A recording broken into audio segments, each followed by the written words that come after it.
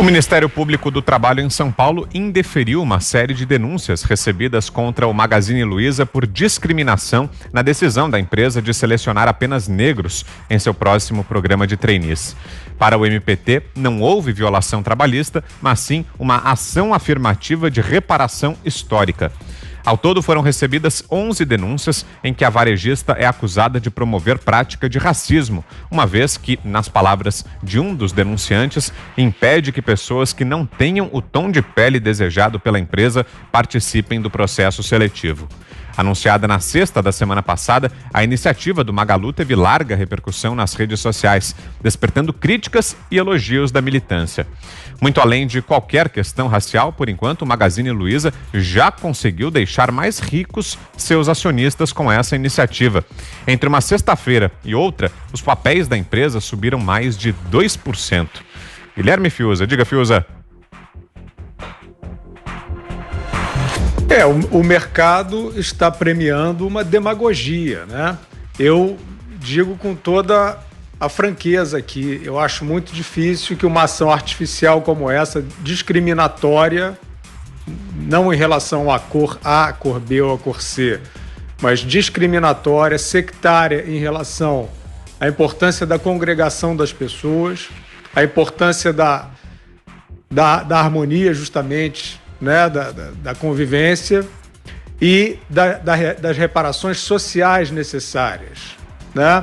Então, é claro, nós já vimos nesse debate muita gente trazendo com toda a razão as pessoas socialmente desfavorecidas que têm outra cor, né, que são pardas ou são amarelas ou são brancas, elas não estão contempladas, né, por essa suposta ação afirmativa.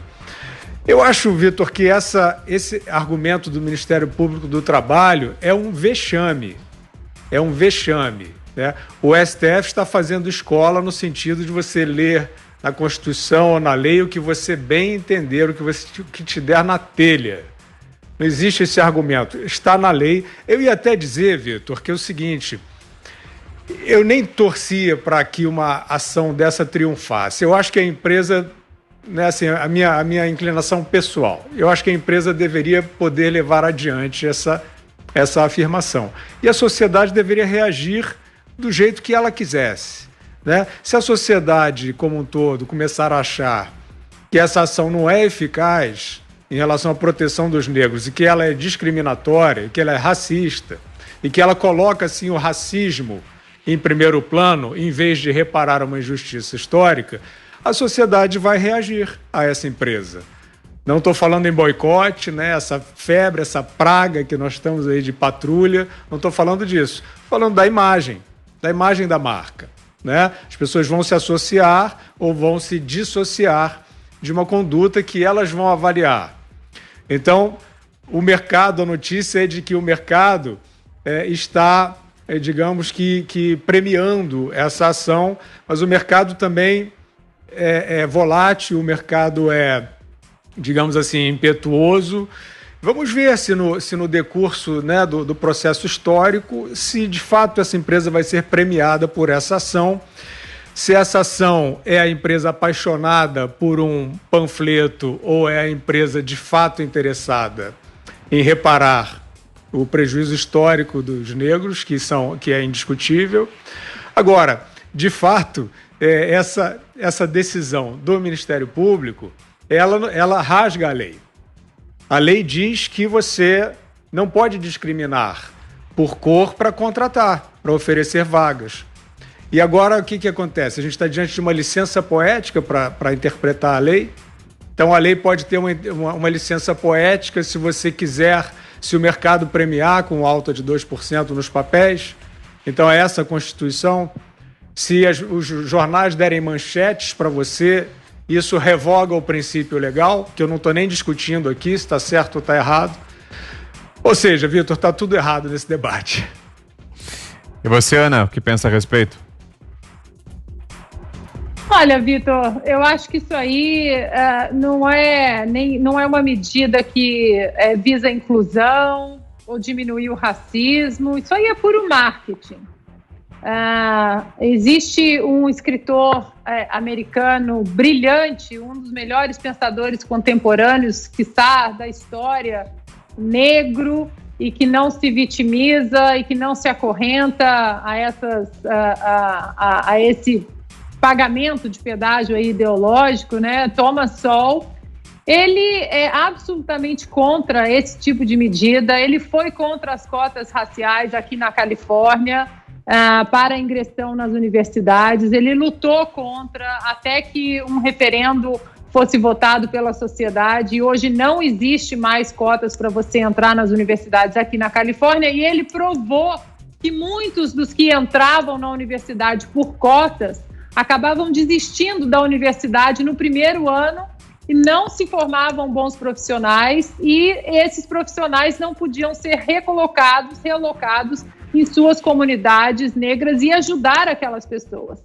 Hoje é o inverso, né? Os negros que entram nas universidades, eles entram e mais de 90% saem formados, bons profissionais, voltando com um bom trabalho para essas comunidades.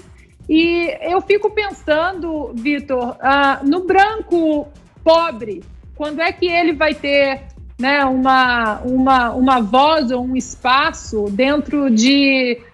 hoje uma paleta de cores, que é a única coisa que parece importar na sociedade hoje em dia, né? Eu acho que nós temos que voltar a discutir cotas sociais para aquelas pessoas que realmente precisam, independentemente da cor da sua pele, né? Martin Luther King Jr., no seu icônico discurso, né, falou: eu quero que os meus filhos sejam julgados pelo seu caráter e não pela cor da sua pele. E hoje o que a gente está vendo aí é o oposto do que Martin Luther King discursava nos anos 70 ali, né, no movimento pelos direitos humanos, pelos direitos civis dos negros, que é exatamente você ser julgado pelo seu caráter e não pela cor da sua pele. Se esse tipo de empresa, Vitor, está realmente preocupado com o racismo, com a inclusão, eu acho que seria mais apropriado a gente ver programas de conscientização, de estrutura familiar, de estrutura educacional, do que apenas isso aí que, para mim, não passa de puro marketing. Você, Zé? Eu não acho que isso tenha que ser julgado em lei, não. É marketing, é imagem, e é assim que deve ser feito. Eu não acho que há uma dívida, mas há um desequilíbrio, isso é real. Acho que os governantes têm que trabalhar para acabar ou minimizar esse desequilíbrio que é evidente, né? De renda, de empregos mais altos, né? Mais rentáveis, nos presídios, o maior número, chega a 80% de presidiários negros. Enfim, é preciso o governo fazer uma política para minimizar ou reduzir isso ao máximo, e isso de forma gradual. Nesse caso aí do Magalu, foi uma ideia que ela teve e que acho que a sociedade deve julgar. Eu acompanhei esse processo porque a legislação evoluiu. Antigamente se publicava anúncio: precisa-se de moça, boa aparência, né, e educada para ser secretária. Isso virou até uma música da Kátia. Precisa-se de moça, boa aparência para secretária. Então, assim, isso era comum. Isso é proibido, hoje não se pode fazer esse tipo de anúncio. Mas eu acho que poderia, porque o empresário contrata alguém com aquela característica. Dizem até que no futuro, né, esse processo que a empresa está fazendo aí através de trainees, né, esse processo será feito pela inteligência artificial. E de que forma? O algoritmo vai analisar ali o que a pessoa publicou, né, durante a sua vida, o que ele gostou, o que ele estudou, e através desta inteligência artificial vai dizer: os candidatos para esta vaga eleitos são esses. Aí você vai perguntar: mas por que eu não fui selecionado? O dono da empresa vai dizer: olha, não sei, isso aí foi o logaritmo que escolheu. E nesse caso, o logaritmo será então acusado de ser racista, ou quem acabou programando o logaritmo, né? O algoritmo, desculpa. O algoritmo, não. Então, assim, o que vai acontecer? É um equilíbrio com o passar do tempo, mas acho que o governo tem que atuar para reduzir esse desequilíbrio. Da mesma forma como eu acho que uma empresa ela tem a liberdade para contratar, eu acho que no caso da Magalu ela tem liberdade de fazer isso. E o julgamento virá pelos seus clientes e, evidentemente, pela sociedade em geral.